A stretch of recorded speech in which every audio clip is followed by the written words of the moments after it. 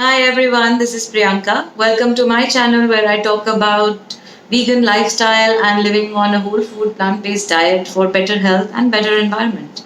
Today's video I'll be talking about how to include sesame seeds in your diet.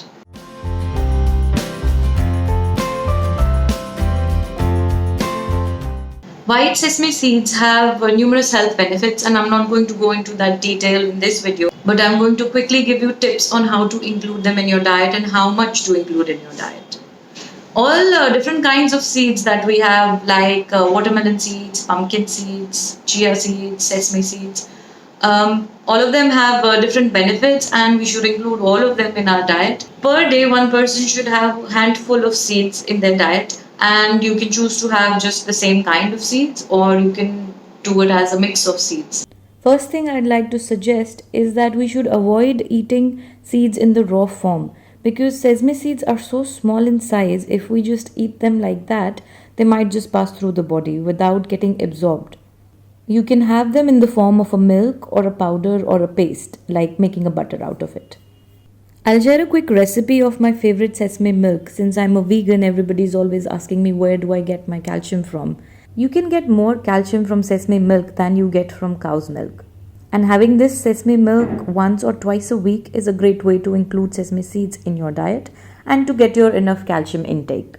You need to soak sesame seeds. I take around 1.5 teaspoon per person. So right now I'm making 2 glasses for 2 people. So I'll be taking 3 teaspoons of sesame seeds, and I take 2 spoons of watermelon seeds per person. So here I'm taking 4 spoons of watermelon seeds. So you need to soak both the seeds for about 8 to 10 hours or overnight, and also soak dates. I prefer taking the wet dates. You can get wet and dry ones. I definitely prefer the wet ones. The texture is a lot nicer. Again, I soak the dates also for about 8 to 10 hours, and you need to de-seed them. So take all the soaked seeds and the dates, put it all in the blender together with very little water and cocoa powder. You can take about 1 teaspoon per glass. I blend this all together into a very fine paste first in my smaller jar. Once it's all blended into a nice paste, then I move it into the bigger jar, add more water to it, and I add ice cubes if I feel like having it cold, and I added a bit more cocoa powder as well. And blend this all together again, and your choco sesame milk, high in calcium, is ready to drink. Another good way to have sesame seeds is in the powdered form. You can roast around 100 grams of seeds till they turn golden brown.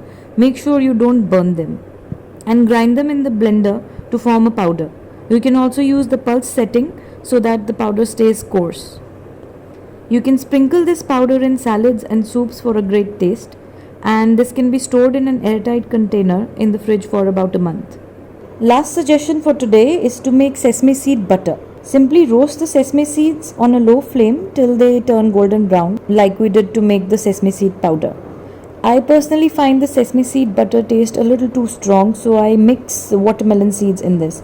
I separately roast sesame seeds, about 100 grams, and then I roast 50 grams of watermelon seeds, and add both these roasted seeds together in the blender with a pinch of salt, and keep grinding it till it turns into a butter. You'll know when the butter is ready because you will begin to see oil coming out of the seeds. You can have this with any form of breads, and you can also use this as a oil replacer to make stir-fried vegetables. Another great way to have sesame seeds is by adding them in dips or chutneys, and I will soon share a video on that. Please tell me what is your favorite way to include sesame seeds in your diet, and if you like the video, please share it with anyone who can benefit.